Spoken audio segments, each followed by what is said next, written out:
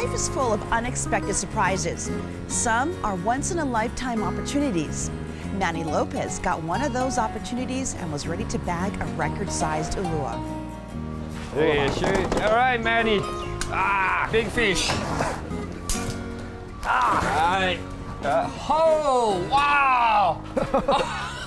Hey, congratulations. Thank you, bro. Yeah, wow. Wow. Oh. You get to ride 155 pounds over here. You put them on a certified scale already? Yes, at Hanapa. Right. Hanapa? Yeah. Starting to care of it, huh? Look bigger in the water, yeah? Yes. I kind of thought it would be a record when I was with my friend out there. Was it instinct I kept shot telling or him. did you hesitate or what? Well, I went in the cave and I saw like a bunch of smaller ones, white uluas, Yeah. and about maybe 50 pounds. Oh, wow. And I kind of tried to rush the shot. I came in fast and I was trying to be aggressive, but they kind of started leaving the cave from the back entrance. And then so I just stopped in midair and started sinking, and they all came back in, and then the big boy came out of nowhere. I didn't even see him, and he came right up to me face first with his mouth open, maybe about 5 feet away from me. So I just waited for him to turn, and when he turned, I shot him right here on the top of the head, and it came out through the gill plate. Good shot. You got a head shot, man. He was stuck after that. Right place, right time. I just released my drag and went up for air and then held the tension, and after a while he finally came out, and I had enough strength to pull him over the ledge so he doesn't go back in, and then I just was hoisting him up the rest of the way. Shot him with the 3-prong right after that, grabbed my 3-prong, bam, and then it just went crazy, tangled everything up, and then I pulled the 3-prong out. I told my friend, hand me your gun. He had an unloaded gun, so I loaded it up and shot him in. Right, oh, it's on the other side, in the belly. It barely went in, and he kind of slowed down a little bit, and I shot him again one more time with the 3-prong in the head, and I just swam him in, and I was swimming side by side with him, and I looked back every now and then, and he's still kicking, so he was kind of helping me get in. Oh, okay. Yeah, it wasn't dead weight. The whole way in, he was just kicking, and I was kicking. Hey, that's a story I get to capture for you, man. So, wow, what a day, huh? Yeah. What a day. Well, story is being captured, plus, you know, the story you have up here. Yes. Yeah, that's it, man. That's the priceless part. So now you got reference. You can show this and tell your story over and over. Yes. You're going to be repeating same thing 100 times. I guess people are going to ask. I finally land one. This is my 3rd time shooting at one like this, and I finally landed. Okay, little angle. I like to show life, so that's good. Yeah. Then come over here. Hold this, Nolan, right here. I seen you rubbing fish like this on the TV before. Oh, yeah? That's what I do. Nature creates these beautiful creatures, and I learned how to capture it on paper. Wow. And then so I can preserve the story for you guys. Beyond art and preserving memories, the ulua will also provide scientific information. So they'll take the fin clip and they'll do DNA on this. We put it in a vial with ethanol. And it'll preserve it, and it'll ship it off to the lab for it to be done. This fish hasn't been frozen yet, so that's what makes it very valuable too. Sometimes the freezing process tends to, because of the ice crystals, tends to damage the DNA. Other tissue and organ samples are collected for analysis. This record-breaking fish is a treasure trove of data. Okay. Perfect. The ulua's head is also taken, not to make soup, but to recover 6 tiny bones buried deep within the skull in hopes of determining the ulua's age. The reason why we want the head is because within the head, there's these bones, the otolith bones, they call it. There's 3 sets that are in there, and if we're lucky, we can extract all 3. And in each of them, you can count growth rings and get an idea, number of years that fish is old. So It's just an interesting combination when you take the otolith out of kind of brute force as far as cutting implements, and then later it's going to get pretty delicate. The otoliths are totally encased in hard bone. This is the otolith, this is the sagittae right here. the more we know about the animals in terms of life history,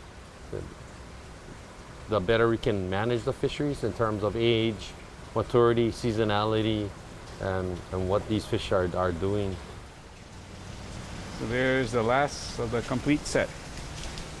The entire set of otoliths are sent out for a thorough analysis.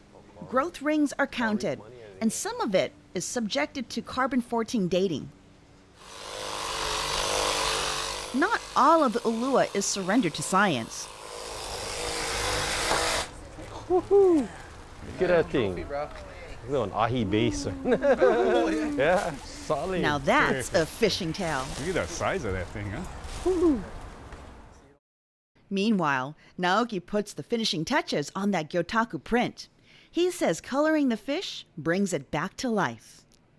So actually, it was a beautiful fish. I remember over here had old hook wound, and then first dorsal was all messed up. He's an old man.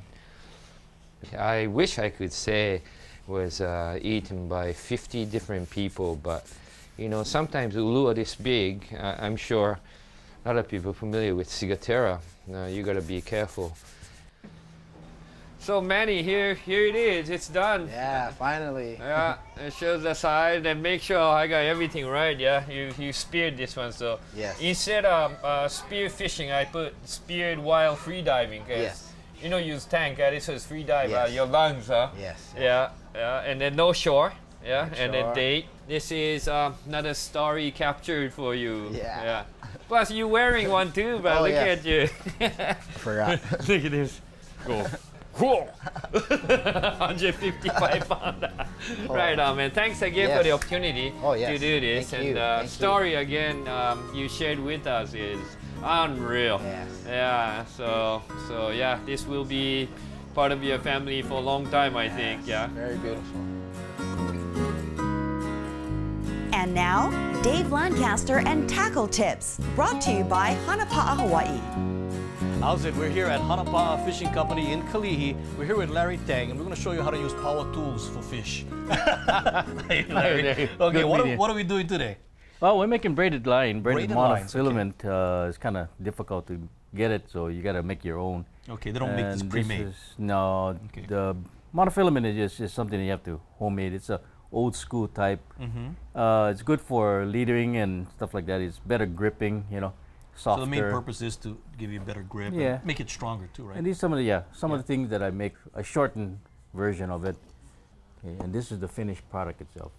So this is about how long? This is 50 feet. 50 feet. Okay. Yeah. So how do you And- make this? Well, we're gonna show you how to. I pre-spun 2 of them, Okay. and I'm gonna spin one more left. If Alright. maybe you can hang on to this okay. one. I'm gonna hook it onto this, All right. and let me get this 2 hooked on first. We need to have the lines the same length, Okay. and you need to spin these things at the same time. Individual lines. Yeah, individual lines. So the power one tools at a come in time, now. yeah. Do they sell this hook or you made that? I made my own hook. Yeah, something that a little tool, you know. Yeah. Like this is 2,400 RPM, so Okay. I'll go about 40 seconds.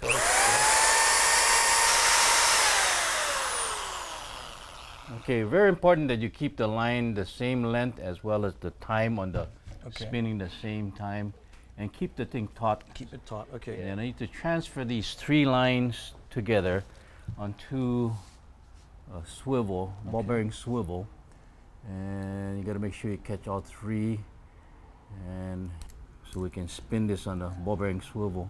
Okay. Now the purpose of spinning the line, each line They'll first, they'll weave together. they weave together Yeah. better. Okay. Okay, we can let go of this. Alrighty. Now, slowly letting it go, Mm-hmm. it's gonna unwind. Okay. See how it does that? Yeah. And then as soon as it gets started, you can let it go all at once. And just kind of give it a little slack so you Oh, I see. wind up So, tighter. so it'll actually unwind itself, but while it's doing it, it's braiding itself. Yep. It's, And then okay. another important step is Yeah. before you cut, you need to tape the lines, because what happens is when you cut this braided line, it'll Unwind it. unravel. Right. So just kind of like put a piece of tape, and right here you can cut it. Right? Okay. And this is the finished product itself. So however length you make it, 50 feet, 75, 100 feet, Whatever you want, need. 25 right. feet. So yeah. this used to be made before commercially, but not anymore. Yeah, that was a while back, and then Mm-hmm. everyone started making their own. So there's something to know how to make. There you go. So if you're a fisherman, you got a power tool, you can make one of these too. All right, Larry, thank you so much. Thanks. And of course, if people want more information on this, just stop by Hanapa, ask you, Right. and you'll teach them how to do it. Right. Easy like that. Thank you. Thanks, Larry. Coming up next, a steamy favorite on Real Recipes.